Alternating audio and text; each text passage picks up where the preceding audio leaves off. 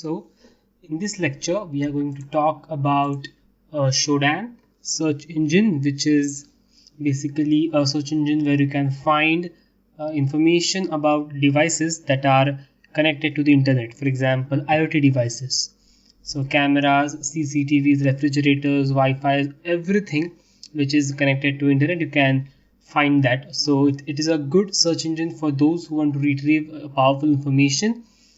So without wasting any time, let us directly jump to Shodan. So open your normal search engine and just type there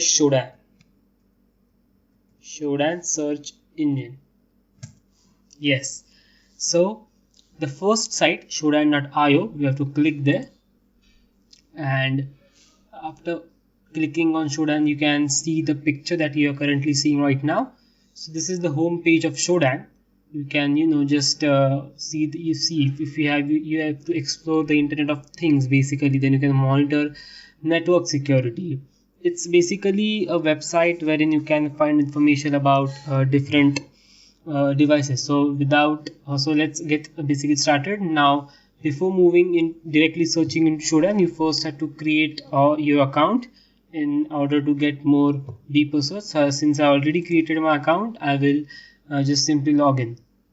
So you can either log in Google, Twitter, Windows, or Facebook. I'll log in with my Google account. Yes, so you can see now it's my account, and yes, that's it. So now let us see what you can find. So first I'll find let's say CCTV. So if I do CCTV search, well, I can find the CCTVs from all over the world which are directly connected to the internet. So if we explore, let us say I want to explore the CCTV of let's go down.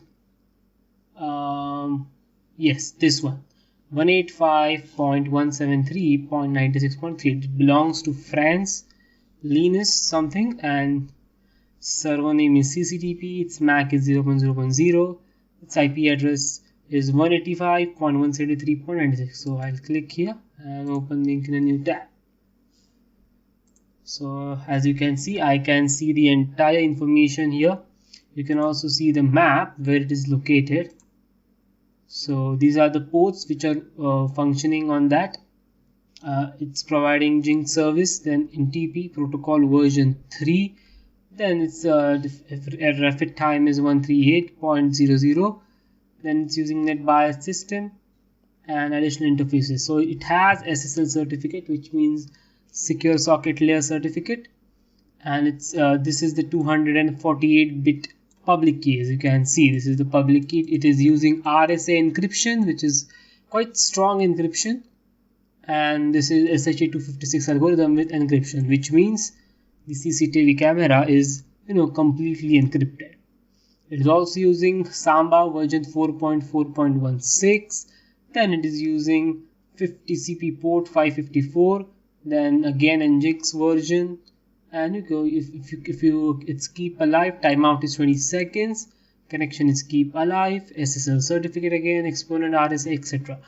So this is a lot of information for this camera. Now if we go and if we just copy paste IP, this IP address, I'll type this in, I just copy paste in another browser and boom, I'll just enter. Let us see what it actually returns back. Yes, so you can see it returned a CCTV. It's kind of returning the connection. It's trying to connect to that CCTV. Yes, so again you can see this CCTV is SSL protected. So now once you have the signing page, you can apply a brute force attack in order to crack the password. If you try admin password and admin password, let us see if it works.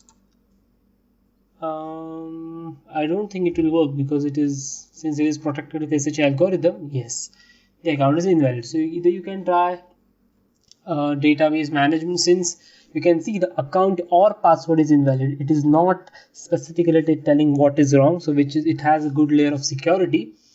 So after knowing the services, after knowing what now it is using, you can apply that exploits. But again, this comes as a part of ethical hacking, so you don't need to actually go deep into that. So let's try another search. Yes, so let us go back and try something different. Now I'll search for Wi-Fi, and I'll apply country. Since I'm living in India, I'll apply pass, or let's say a paraphrase. So I'll write country semicolon and IN, it stands for India. I'll search. Oh my god, so I am getting a number of results. So you can see Shodan has specifically limited its search only to the Indian region. So now let us see what we can find from this.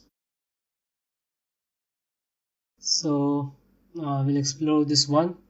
SSL again. See, this is certified. It is protected. This one is also Wi-Fi security server.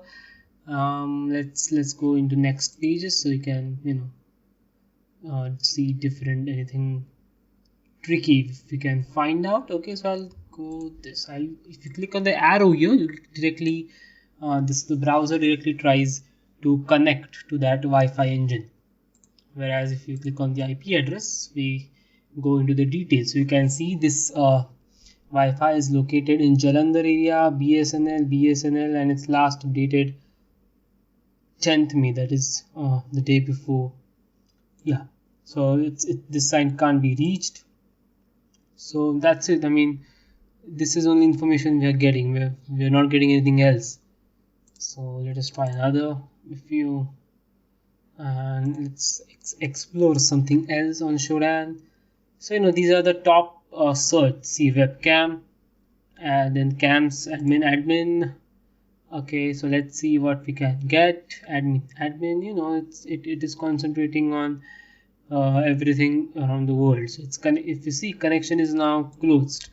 It's closed. So if we try to connect to one of, let's see, it's again password protected. If we try admin for once again, I don't think it will show. Yes, authentication error. So either you can exploit this. Let us try a cross-site script attack to check whether it exists or not, whether it's taking script in it. Again, it says authentication error. So that's it. So one thing that many people use Shodan is, the reason is Shodan really gives a lot of engines. So if we let's see on databases, so you can see all the databases are available in here. If we go to MongoDB or MySQL, for example, see, these are all the databases hosted. These are the IP addresses of the databases. So basically, hackers use Shodan for effective information gathering, and it is a good tool.